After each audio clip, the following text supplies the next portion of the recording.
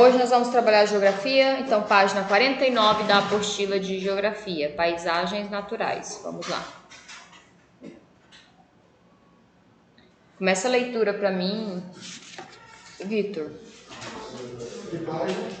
Lá na página 49, paisagens vegetais.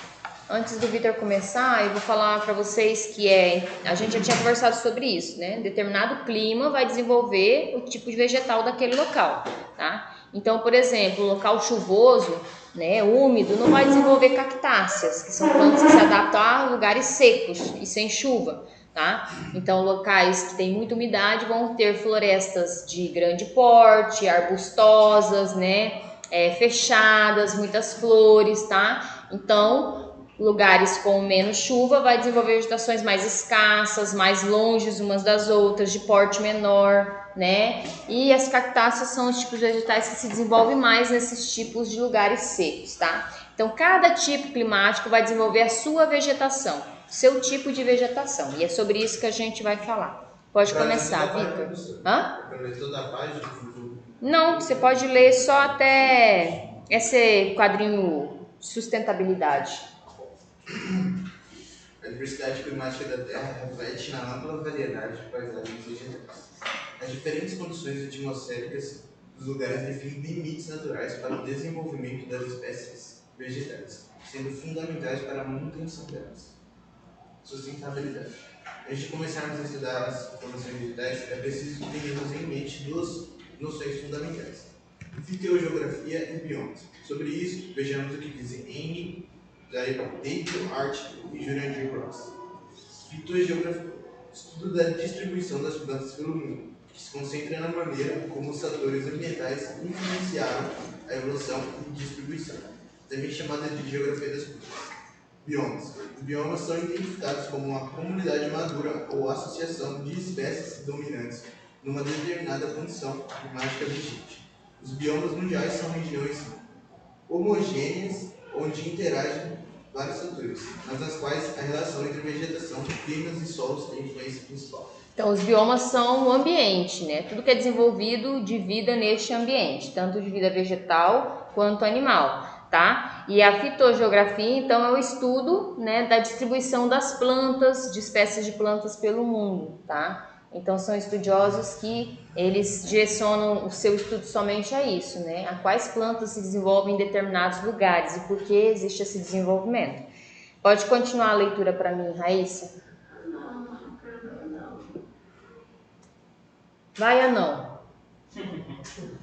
Posso ler até o planeta? Vai, Raíssa, lê.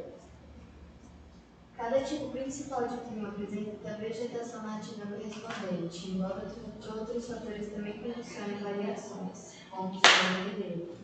Nas áreas de clima quente ou úmida tropical, por exemplo, desenvolve-se exuberantes florestas. Nos climas quentes e com escassez de chuvas aparecem as xerófilas, que vivem em ambientes com pouca água.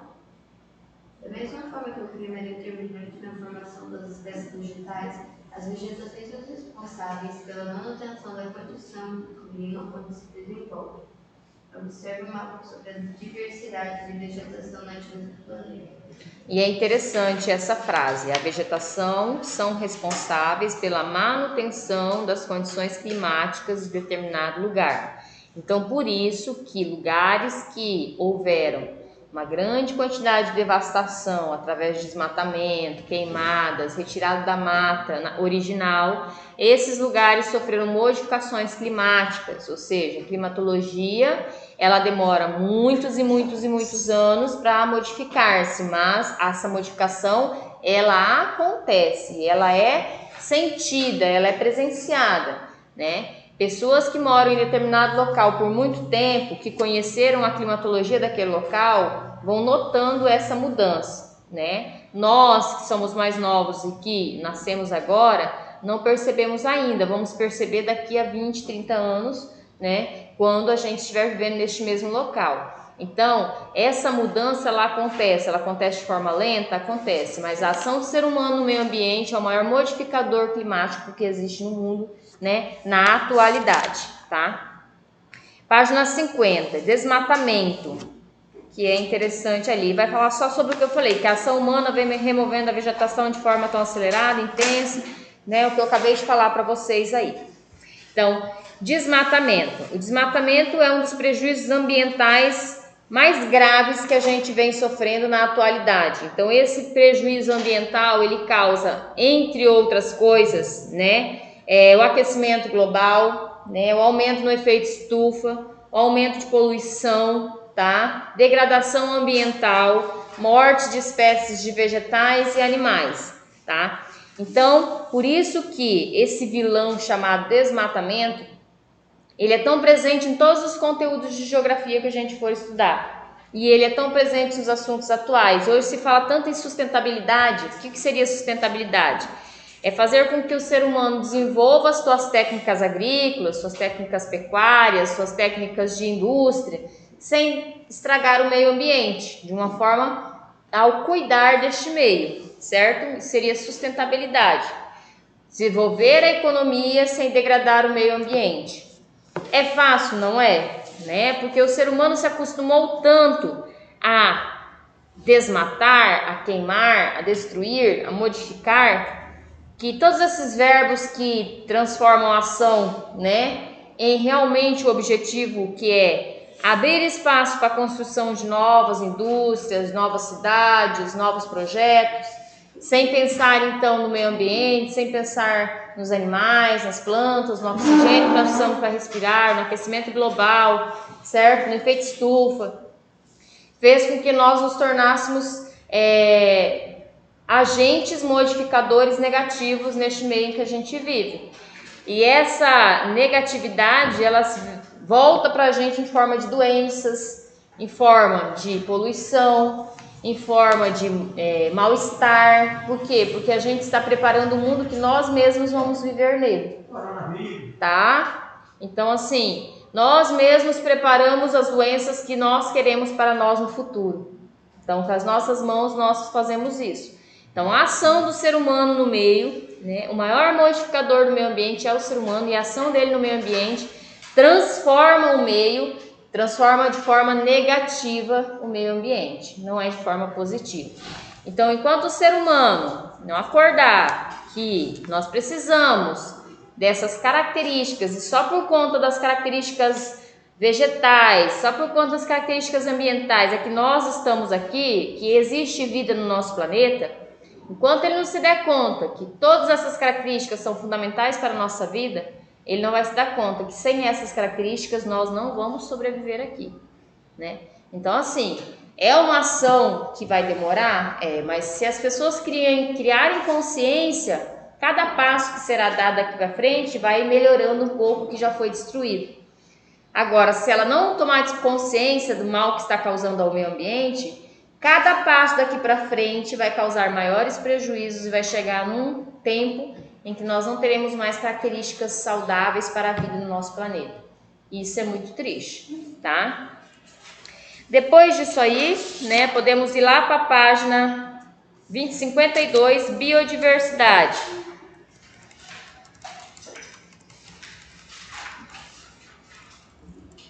Quando a gente fala em biodiversidade, a gente fala em quantidade de vida que existe, né, no mundo, tá? Né? Então, a diversidade de animais, vegetais, né, algas, plantas, todos os animais marítimos, né, animais que a gente não vê a olho nu, né, que a gente precisa do auxílio do microscópio para enxergar, que são invisíveis aos nossos olhos, animais que são muito grandes e que nós vemos muito bem, né, todas as espécies aí, a gente fala de mundo, a gente não fala somente de Brasil, tá? Então, esse bioma, esse conjunto de vida, ele precisa ser preservado. Então, ali fala que biodiversidade refere-se à variedade de vida que existe no nosso planeta. Toda a variedade de vida animal e vegetal, tá? Então, vai desde o ser humano até a mais micro criatura que existe, até da planta maior até aquela que a gente não enxerga, tá? Então, essa biodiversidade é que faz haver vida no nosso planeta. Sem ela, a gente não sobreviveria. Ali tem uma imagem, ó, de muito lixo, né? Vou tirar escrito no meu conta. Muito lixo ali, ó, né? Resíduos de indústrias, certo? Lixos urbanos que está aí na imagem. E aí a gente lembra que todo esse lixo aí é a gente que produz, né? É o ser humano que produz todo esse lixo. São as grandes cidades, são as indústrias, né? Muitos dejetos que saem das indústrias acabam indo diretamente para dentro dos rios, poluindo os rios, né? E causando doenças à saúde humana e também aos animais da floresta, tá? Então o ser humano ele age sem pensar em quem ele vai prejudicar. O maior objetivo do ser humano é o seu arrecadamento, é o que ele vai ganhar com isso. Se ele estiver ganhando dinheiro, ele não está nem aí para o meio ambiente, ele não está nem aí para a vida dos outros, para a saúde dos outros, né? Então ele está se preocupando só com o bem-estar dele mesmo, tá? De si próprio. E no planeta a gente tem diferentes formações vegetais, é igual eu falei, cada clima desenvolve uma vegetação. Então, a vegetação ela vai se adaptar ao tipo climático. Então é sobre isso que a gente vai falar agora. A tundra, quem vai ler para mim é o Kevin. Vai, Kevin. A tundra corresponde a uma faixa de transição entre a floresta boreal e a calota polar. Sua vegetação que desenvolve nas áreas de clima polar, no extremo norte da América do Norte e da Europa e da Ásia, também pode ser encontrada em áreas de grande altitude, tundra alpina. Essa formação se caracteriza por um estranho de vegetações de pequeno porte, com destaque para gramíneas, líneas, musgos e arbustos anões, que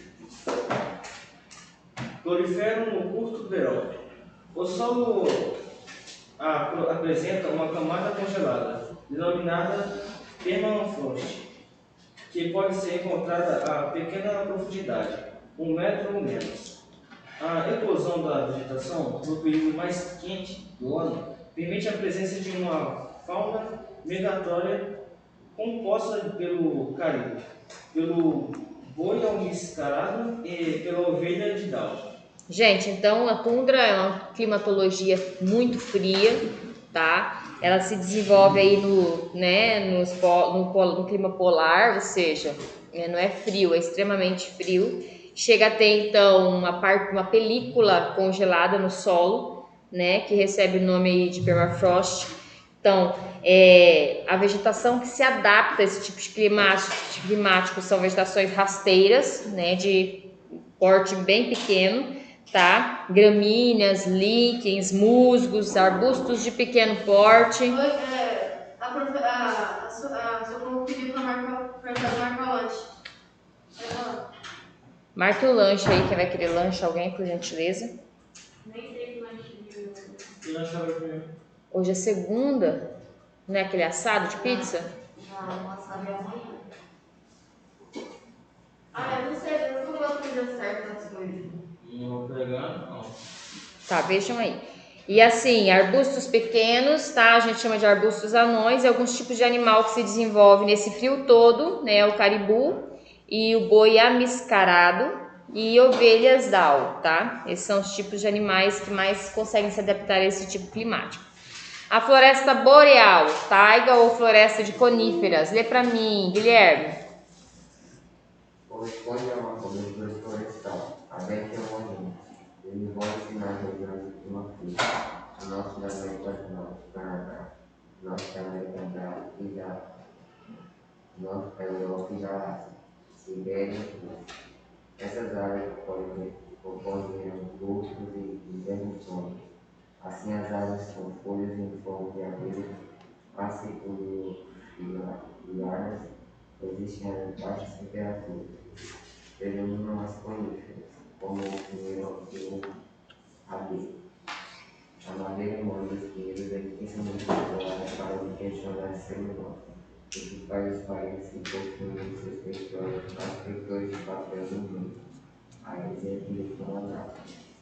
Nessa formação vegetal, os solos encharcados e as temperaturas muito baixas tornam a taxa de decomposição orgânica muito lenta, originando uma concentração de cultura e ácido úrico.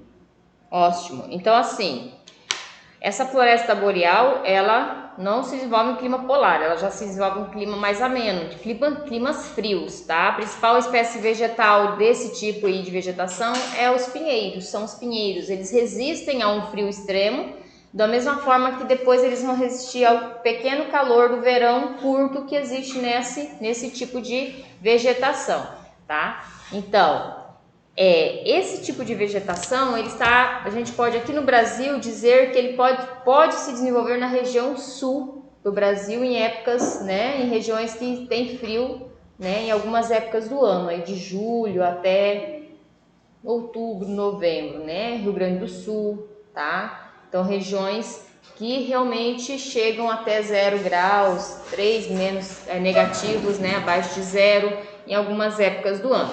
Então, os pinheiros são os tipos vegetais mais resistentes a esse tipo de vegetação, tá? De climatologia. A floresta temperada já muda um pouco. Quando a gente fala em floresta temperada, a gente já pensa assim em floresta de grande porte, muito arbusto, muita árvore, árvores grandes, mata fechada, né? Então, muita floresta, tá? Porque a floresta temperada é um tipo climático e vegetal que tem 4 estações bem definidas. Então, tem inverno, verão, outono e primavera, tá?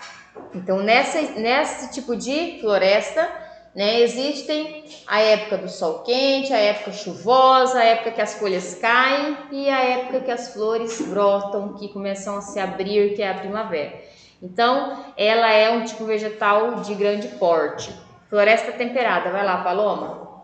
Floresta temperada corresponde a um tipo de floresta caducifólia, encontrada em médias latitudes do clima temperado. A floresta temperada é espaçada e tem espécies decíduas, ou seja, que perdem as folhas às baixas temperaturas nos invernos temperados.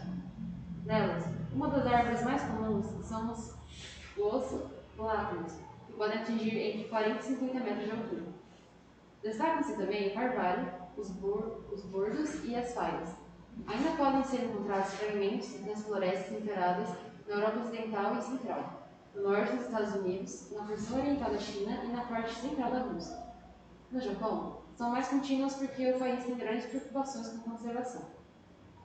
As florestas temperadas também são presentes no subcontinente americano e africano e no norte da Austrália. A floresta temperada... É porque ela dá um espaçamento, vai continuar. A floresta temperada foi a mais devastada de todas as coberturas vegetais do globo, dando espaço para imensas ocupações humanas. Embora bastante devastada, aparece nos Estados Unidos, no Canadá, na Europa, no leste da Ásia, no sudeste da Austrália e na Nova Zelândia. É porque assim, os Estados Unidos e o Canadá em particular foi por conta do índice de industrialização muito rápido que sofreu, né?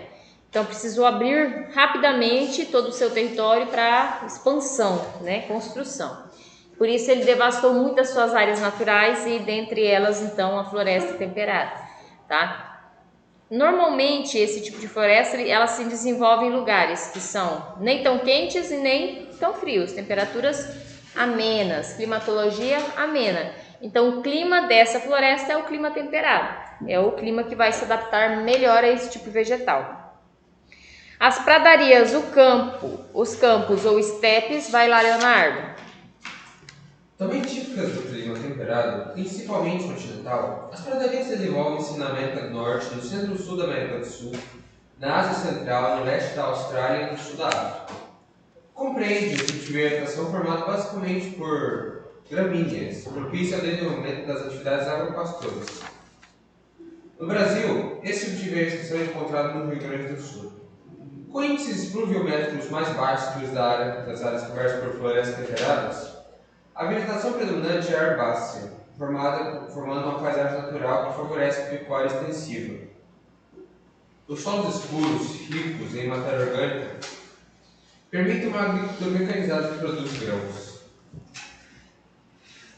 Então esse tipo aí de vegetação a gente tem muito, né, aqui no nosso país, as pradarias, né, a gente fala dos campos sulinos no Rio Grande do Sul, tá? Então assim, esse tipo vegetal, né, ele compreende a vegetação basicamente de gramíneas, parece assim bem um gramado, assim, um campo mesmo, dá-se essa impressão, porque o capim não é um capim alto, é um capim rasteiro, um capim mais baixo, tá? Dá a impressão até de ser algo que foi plantado, mas não é natural mesmo desse tipo vegetal, certo? Ele não acompanha árvores de grande porte, ele não acompanha arbustos de grande porte, ele acompanha somente vegetações de porte menor. e o solo é fértil, né? Um solo bom para a agricultura, tá? Vegetação de altitude, vai André. Vegetação de altitude.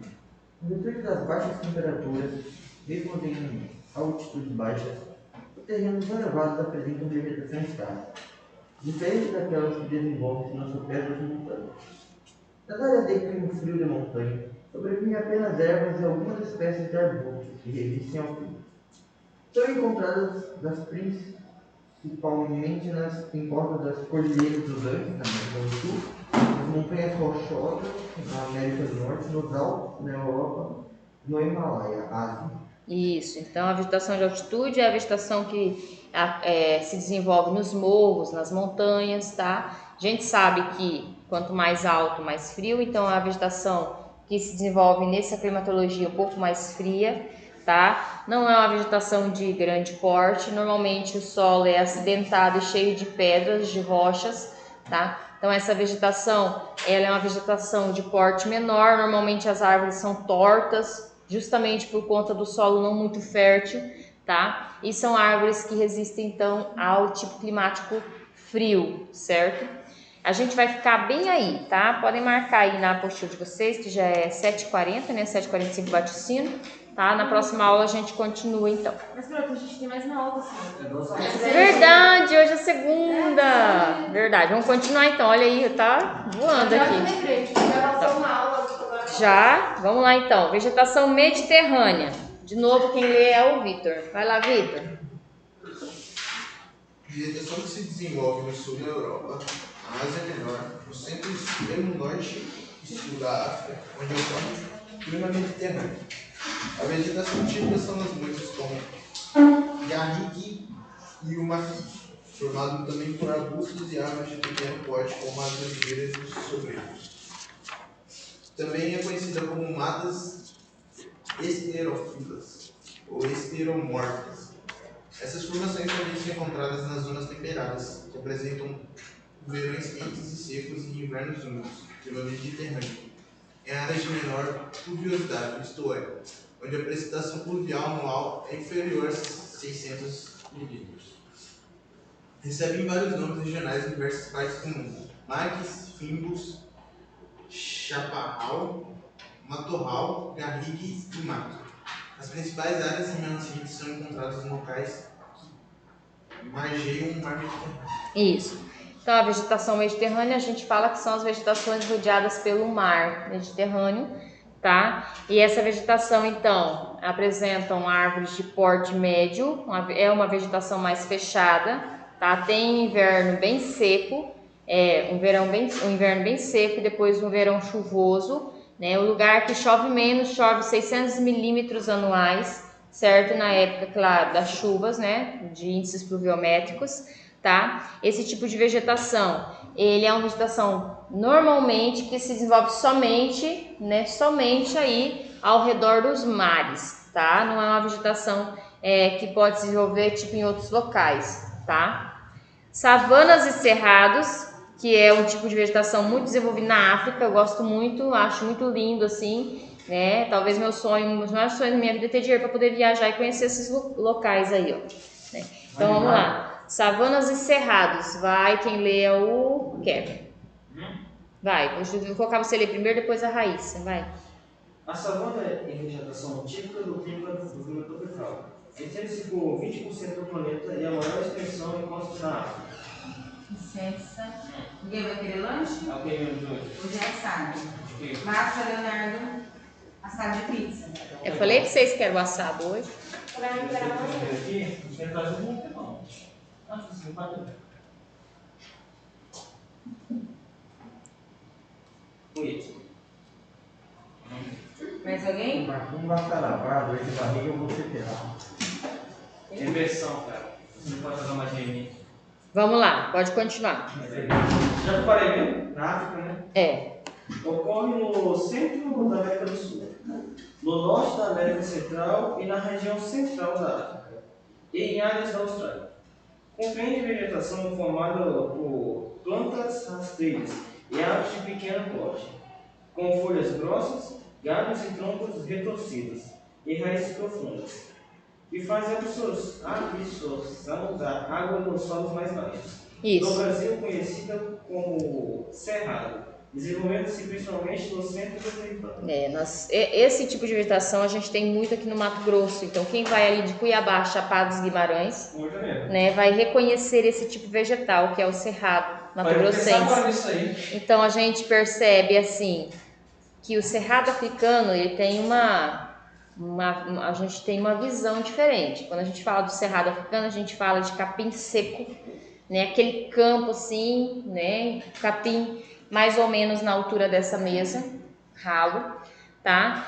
E as árvores bem tortas e uma raiz bem profunda para retirar a água do subsolo, porque o cerrado africano ele é muito seco.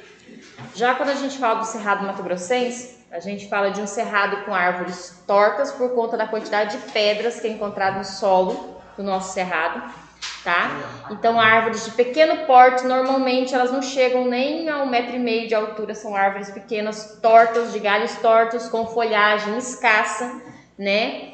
E o solo normalmente é um solo pedregoso, árvores espaçosas, bem longe umas das outras, e aquela grama, aquele capinzinho ralo entre meio a essas vegetações. Então, quem for sair de Cuiabá, Chapada, você pode ficar prestando atenção que você vai observar esse tipo vegetal, né? Sabe quando você chega, né? Hã? Você tá no lugar do capim alto, assim, de boa. Você piscou o olho tentando dar um monte de brincar. Floresta tropical, que é um tipo de floresta de vegetação mais lindo que eu acho, né? Porque nós temos 2 estações bem definidas, que é inverno e verão, certo? E aí a gente percebe que as pessoas confundem muito, tá? Então, o inverno é seco, o verão é chuvoso, né? As pessoas pensam ao contrário, que o verão é seco, o inverno é chuvoso, e não é. Inverno seco, verão chuvoso, tá? Vamos lá então. Floresta. Não é considerado chover. Na verdade é. É por isso que o povo fica Vamos lá. Floresta tropical, Raíssa. Por isso que é bom chover grandes. Por isso que é bom chover grandes. Além das savanas, florestas tropicais se desenvolvem também nas áreas de clima tropical. Correspondem às florestas densas, heterogêneas, compostas por variadas espécies, latifundiadas com árvores de folhas largas e estratificadas com vegetais de portes diferentes. Ocorre na África, no sul e no sudeste asiáticos, na América Central e do Sul. Como exemplo de floresta tropical, cita-se a Mata Atlântica, que recobria todo o território brasileiro. Então, a floresta tropical, como eu falei para vocês, né? Ela vem acompanhada aí de florestas de grande porte, um índice pluviométrico que chega até 3.000 milímetros anuais, né? Na época, então, do verão, tá? Os tipos vegetais, né? Eles são árvores com folhas largas, certo? Variedade de espécies de vegetais, né? E uma vegetação de grande porte, tá? Nós temos aí, dentro dessa climatologia e desse tipo vegetal, né? Nosso estado, Mato Grosso, e a nossa região centro-oeste, que desenvolve esse tipo climático e também essa vegetação. Então, a gente percebe que a nossa vegetação, ela suporta os 6 meses de seca, né? E depois, quando começam as primeiras chuvas, ela se refaz, né? Se transforma normalmente em algo bem lindo de se ver. Então, assim, a nossa vegetação ela é resistente a esse período de estiagem, tá? Porque ela espera mesmo, né, as chuvas. Essa noite eu fiquei muito feliz, né, que choveu a noite toda e eu estava muito preocupada, porque nós estamos aí na metade de novembro e é época de chuva, né? A noite toda, essa noite choveu. Meu irmão vai dar um tiro de 12 do meu lado, eu não acordo, meu irmão. Ah, tu e a Raíssa, então, meu Deus. Mangue, tá? O mangue é um tipo vegetal muito característico de árvores que resistem à umidade nas suas raízes, tá? Do mangue que muitos ribeirinhos retiram aí o seu sustento, né? Não, mangues é caranguejo, né? Tá? Então o caranguejo ele é retirado desse tipo, né, de área úmida, tá? E aí ele é Qual que é a diferença entre siri e caranguejo? Ah, eu não sei, eu não entendo nada de nada dessas coisas. Se fosse um lugar Não é pequenininho, alagado. é grandona. Hã? É como se fosse um lugar alagado. É como se fosse um lugar alagado. Na época da estiagem, então, quando seca, as raízes das árvores ficam expostas, né? Ficam pro lado de fora.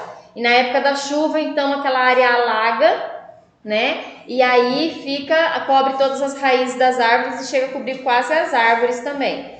E na época da seca, aquele local, pelas árvores serem muito fechadas, aquele local embaixo das árvores fica úmido, cria-se um barro, uma lama. E ali é onde ficam, então, os caranguejos, né? E aí muitos ribeirinhos sobrevivem dessa retirada de caranguejos, tá? Mangue, lê pra mim, então, Leonardo. Formação vegetal que ocorre em encostas alagadas de regiões tropicais ou subtropicais, onde a água de mares ou oceanos atinge o solo, tornando-os salobros. Suas plantas têm raízes aéreas. O fato de as plantas estarem parcialmente cobertas por água torna o solo rico em matéria orgânica, com raízes e material vegetal parcialmente decomposto. Isso mesmo, então a gente já conversou sobre isso. A floresta equatorial aí, que pode ler também ela, mas deixa eu só falar um pouquinho sobre ela. Essa floresta equatorial é a floresta onde existe maior índice pluviométrico, ou seja, maior quantidade de chuvas. Então, nesse tipo de vegetação, é uma vegetação de porte muito maior, porque como chove o ano todo, né, não tem uma estação de seca, né? Todo ano é chuvoso. Então, essa floresta é densamente grande e de grande amplitude, né, tamanho muito grande. Suas árvores são fechadas, muito arbustosas, tá? E pelo fato de chover muito, o solo é muito úmido e chega a ser até improdutivo em alguns locais pela quantidade de água, tá? Então ele deixa de ser fértil pela quantidade de umidade que existe nesse solo, tá? Então pode ler para mim, floresta equatorial, Leonardo. Esse tipo de floresta localiza-se principalmente entre 10 graus de latitude N e 10 graus de latitude S. Portanto, em áreas de clima quente com elevados índices pluviométricos, clima equatorial, ou seja, são florestas adaptadas a ambientes úmidos. Devem ser chamadas também de florestas somabrófilas, amigas da chuva. Essa condição climática favoreceu o desenvolvimento de uma floresta hidrófila, úmida, heterogênea, latifoliada, densa e perene, com folhas que se renovam constantemente. Então a gente já conversou sobre ela, a gente vai para a vegetação desértica. Agora estamos um pouquinho mais ali do outro lado. É sim, mas nem precisa. Certeza? Pode ler a vegetação desértica, você gosta de ler? Vai. Localizada em áreas de médias e baixas latitudes, a vegetação desértica é típica do clima árido. Embora apresente escassez de água predominando nos desertos, em seus solos rochosos desenvolvem-se as xerófilas, plantas que apresentam espinhos no lugar de folhas e são adaptadas a pouca umidade. Em algumas áreas desérticas que têm lençóis subterrâneos, podem parecer oásis. São exemplos de desertos de Saara, África, da Arábia e de Gobi, Ásia Oriental, da Austrália e do Arizona, nos Estados Unidos. Certo, então a gente já fala, quando a gente fala em deserto, a gente fala de quase nada de chuva, né? Esse índice pluviométrico dessas regiões de vegetação desértica só chegam a no máximo 250 milímetros anuais, ou seja, não chove nada, né? Então são lugares extremamente secos, com pouca vegetação, né? Um tipo vegetal que se desenvolve nessas regiões são as xerófitas e cactáceas, né? As xerófitas então são os cactos, né? Que são árvores, são plantas que se desenvolvem em lugares muito secos porque suas raízes são muito profundas. Então elas retiram a água que necessitam do subsolo, tá? É uma região onde os tipos de animais que conseguem sobreviver são tipos de animais que resistem a pouca água, né? Alguns locais apresentam os oásis, que são um pequeno rio, né? No meio de um grande nada, tá? E é chamado de oásis, certo? Quando você assiste o desenho do Pica-Pau, né? Não sei se vocês assistem, né? Mas ele tem os desenhos dele que mostram, assim, ele procura no deserto andando, assim, né? Até que ele tem umas visões, assim, de um lugar bonito, cheio de água. Aquilo ali são os oásis, então. Quando a gente fala em desertificação é um processo, tá? O deserto do Saara, por exemplo, ele se tornou um grande deserto pela sua localização geográfica. Eu estou sem meus canetões aqui, mas vou tentar explicar para vocês. Ao redor do deserto do Saara, ele é composto por grandes formações montanhosas, O que acontece? Quando o ar quente e o ar frio vem e se depara com essas formações, a tendência desse ar é bater e subir. A gente sabe que quanto mais alto, mais frio. Então esse ar sobe e se condensa, não ultrapassando para a formação de chuvas. Então essa umidade não chega no deserto. Por isso que não chove lá. As correntes quentes e frias que tinham que chegar nessa região, elas acabam virando nuvens, se condensando e não chegam aqui. Então isso faz com que este local não chova. O índice pluviométrico seja muito baixo. Por isso que existe a formação do Saara. Desse deserto em particular, foi isso que aconteceu. É esse o problema dele. Tem outros desertos que não. Né, que a formação dele se deu através da ação humana, desertificação, que é esse processo que vocês têm aí na apostila, né, que é a degradação do solo, né, formação de regiões áridas através da devastação ambiental, tá? Mas a maioria dos desertos se formam pela localidade geográfica e pela falta, né, de acesso dessa umidade para causar índices pluviométricos, que seriam os índices de chuva. Tá bom? Então o ser humano conseguiu criar desertos, mas nunca conseguiu desfazer de um. Não. Interessante. E é isso que eu falei antes. Falei, a gente está vivendo numa sociedade que a cada dia está indo só para esse sentido, de uma formação desértica. Né? As nossas ações no meio ambiente, a nossa trajetória, o nosso egoísmo, nosso egocentrismo, nos levam somente para a direção de chegar um tempo em que nós não vamos ter nada, né? Aí a gente vai falar sobre os biomas brasileiros, tá? Mas a gente já falou a maioria deles aí, das características. A prof só vai dar uma pincelada aqui, então. Vamos lá. Eu vou tirar isso aqui, porque eu tô bem longe de vocês e me falta muito ar, porque eu falo muito, tá? Vamos lá. Quando a gente fala da floresta amazônica, a gente fala de clima equatorial dentro do nosso país. Clima equatorial, vamos refrescar as nossas memórias.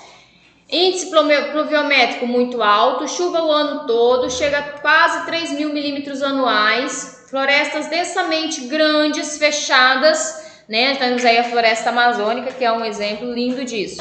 Biomas enormes, espécies animais, vegetais, né? Caducifólias, árvores que perdem as folhas, árvores com folhas largas. Então, essa é a característica desse tipo vegetal, florestas de grande proporção. Nós temos no nosso país aí a floresta amazônica, que é o exemplo que a apostila cita, né?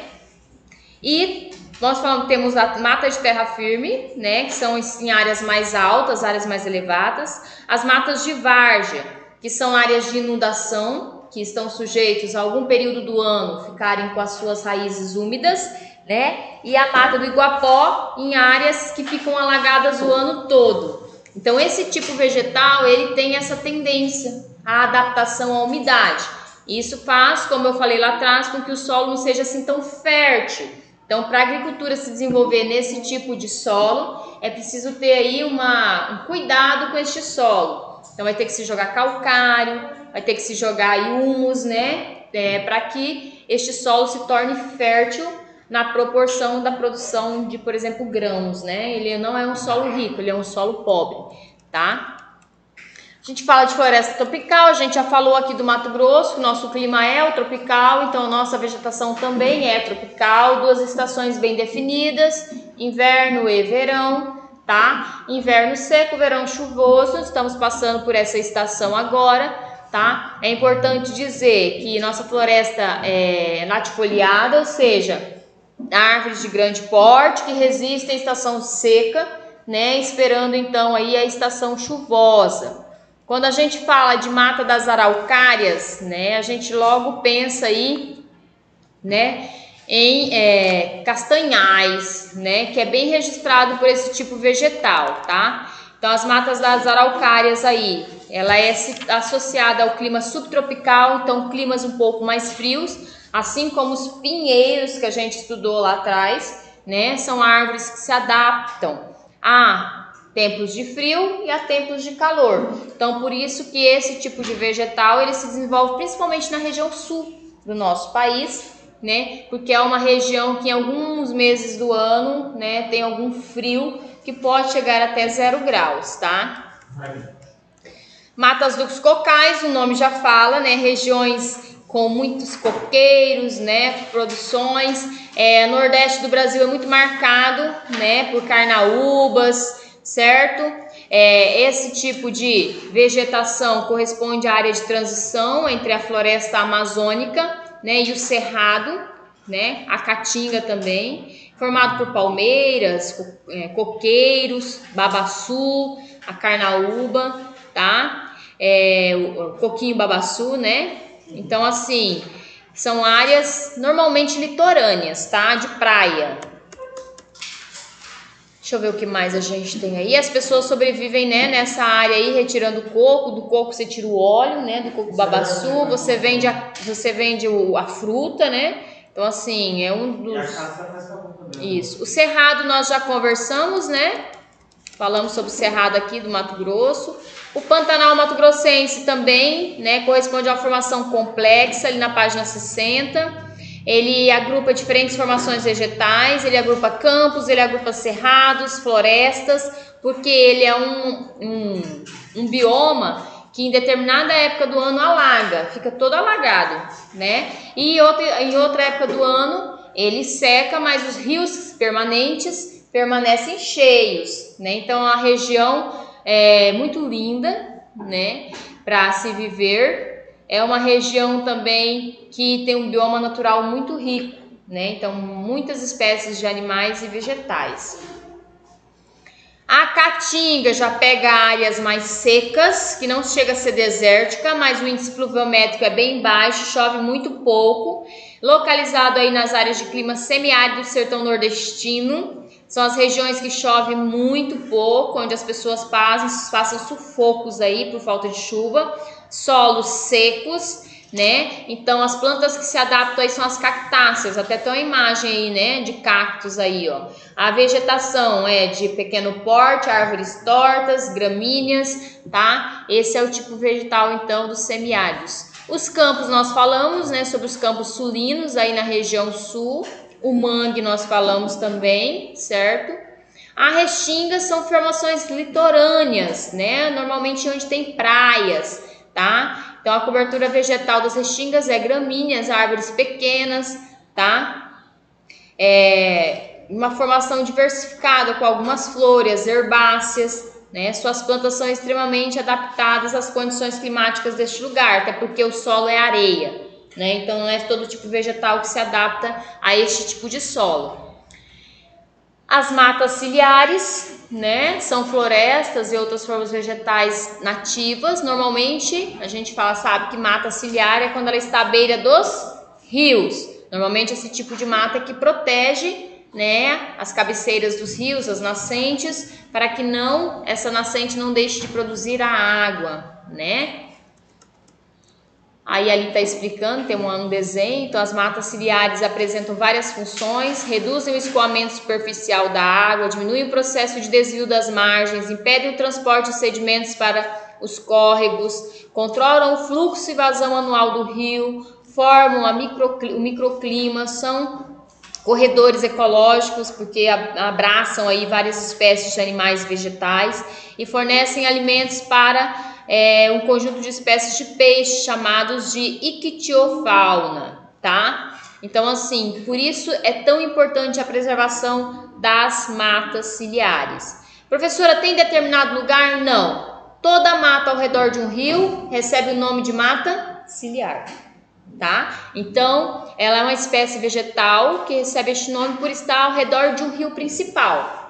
Certo? Se você já for aqui no Rio Peixoto, aquela mata que fica ao redor do Rio Peixoto é uma mata ciliar. Ela não pode ser desmatada.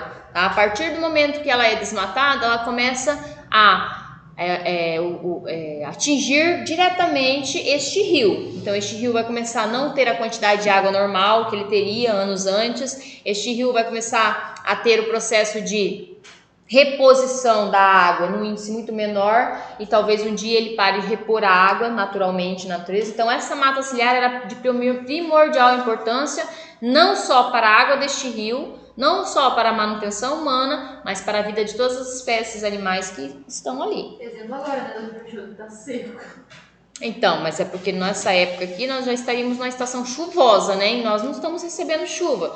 Talvez por causa dessas modificações climáticas já sofridas por nossas próprias ações no meio ambiente, né? Porque o povo tá com muito fogo na Babilônia. Não é muito fogo, a questão é que é um processo lento, é de todas essas plantações de soja, de milho, de arroz, todo esse desmatamento que a natureza sofreu.